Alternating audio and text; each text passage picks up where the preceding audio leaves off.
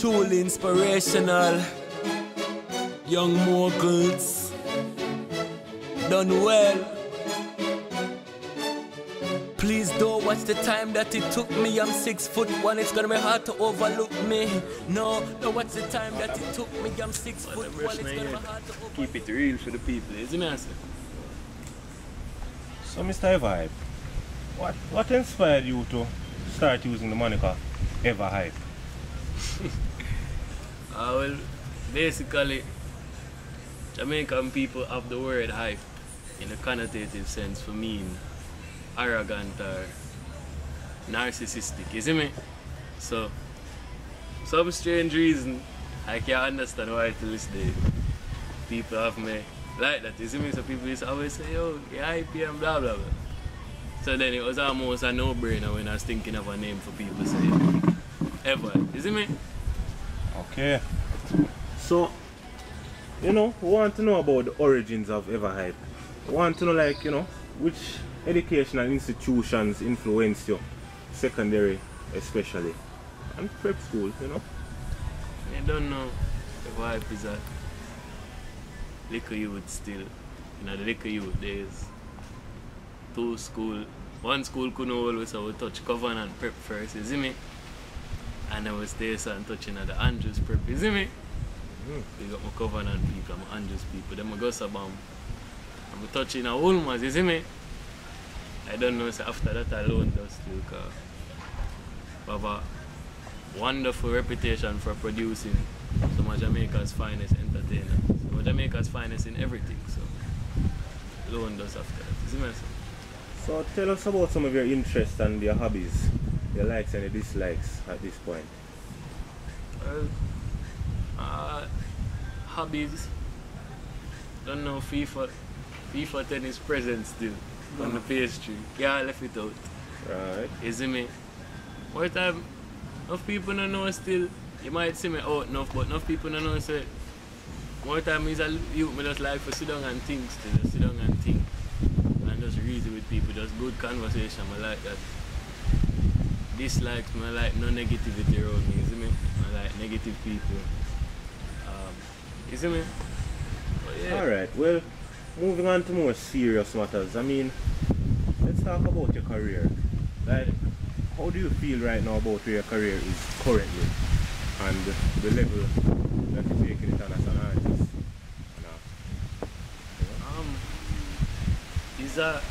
Every day is an overwhelming feeling still. Every day is a new experience.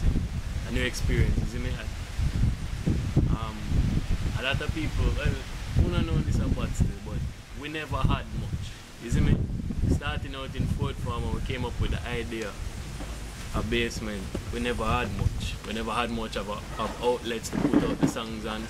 We never had much equipment. So everything we accomplished so far, I mean, of course, we give thanks to the Father for everything, but it's us, you see me? It's our hard work, it's our genius ideas, long hours of thought and conversation. So really to see where I am now, where we have come on over basically the entire demographic and so much people so excited about what we're doing, it's an overwhelming feeling. I can't take credit for myself. I give thanks to my team, give thanks to people like Julian Ford, Bala B, Mario Dunwell, people like Shaq, people like Nicholas Webby, you see me? Those are the people who, you see me, it's not just Everhype alone, it's a team of it. So every day is just an overwhelming feeling, you see me? So, what influenced you to become an artist? Who would you say was your main influence or your main influences? What influenced me to become an artist? That's a completely different thing from influences, you see me? Why I became an artist, really, it was just out of my desire to have a means of creative expression, you see me? Bridging them at school hours used to trouble me, say, yo, my emo and my emotional and them thing, you see me? So it was really just for me to find a creative way to channel that emotional energy, so to speak, into something, and then eventually make money off it and get girls. All the lovely things that come with my life. You see me? And then influences now, I listen to all type of music, so what could I get from Barry Salmon to to John Mayer, to my father, to Laden, to Chino. You see me? Listen all type of music, to Drake, to Weezy. So artistic influence is there, you know? So right now, where you are in your career, how often do you find yourself in the studio working on average? Studio on average probably 5-6 days a week still. Try to take Sundays off as much as possible. You see me? Go to church with moms and get a good blessing. You see? For the most part, studio I'm a yard still. Always in the studio, you know? So where do you see yourself in your career in the next, say, 10 or so years, you know? What level will Everhype be on at that point in time? Well, previous interviews I'm asked this question, I usually say, yo, I believe in pragmatics and I believe in taking things one day at a time. So I'm grateful for them when I to them I can dare do a interview for our DanceHall, you see me? So I'm happy for where I am now and I just want to highlight that and make it clear, so I'm grateful for that. But in the next 10 years, expect for reach the top still, I'll be how much? 27? Expect for the top still. Me and the team work hard, leaves the hard work pay off, reap what you sow. So, most of the top. I did expect that by the time I'm 20, I'll be on top of the world. That's the big songs, you know? I'm sky high. So what are some of your thoughts on the current state of affairs in the music industry in Jamaica and the wider Caribbean and region on a whole right now? There's good and bad. Just like with every blessing there's a curse. To be cursed can be a blessing. I feel like in Jamaica, if I start with Jamaica, take it from an artistic angle first. The sounds in dancehall have changed a lot. The music has evolved and the sound a lot more like hip hop now. You see me?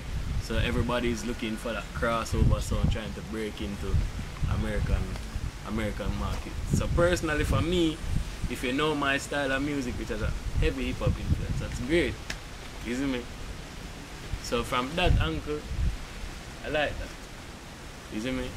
What I don't like is that a lot of people, especially in the industry, one, them have them own agenda. And as a result of that, they don't have much of an open mind or open heart to the music. Because for them it's not that much about music as we come to realize. Perfect example of that, and they calling the names.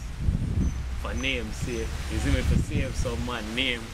But all the time when we approach industry people with the music, the only time with anybody, the only time we get mediocre response for the music, so we just okay. It's when we approach people in the industry. But the average people on the street don't know and they know what I do. So it can't be that the people on the street have any sense.